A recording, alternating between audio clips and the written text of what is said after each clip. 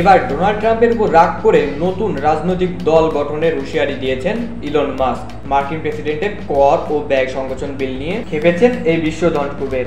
যেসব আইন প্রণেতা এসব বিলের পক্ষে ভোট দেবেন তাদেরও দেখে নেওয়ার হুমকি দিয়েছে ডোনাল্ড ট্রাম্প।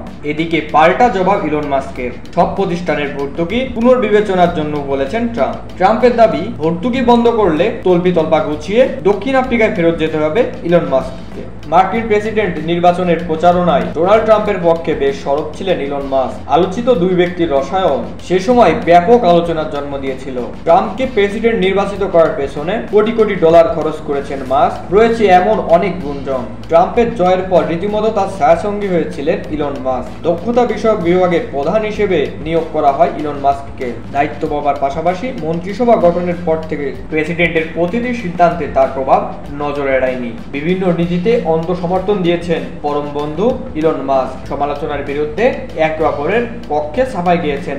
ট্রাম্প ও মাস্কের এই ঘনিষ্ঠ বন্ধুত্বে ফাটল ধরতেও সময় লাগেনি। মার্কিন প্রশাসনে 130 দিনের দায়িত্ব পালন শেষ করেই যেন ট্রাম্পকে নিজের শত্রু বানিয়ে নিয়েছেন ইলন মাস্ক। প্রেসিডেন্টের কর ও ব্যয় সংকোচন বিষয়ক বিউটিফুল বিলকে কেন্দ্র করে ক্রমেই উত্তেজনা বাড়ছে দুই পক্ষের মধ্যে।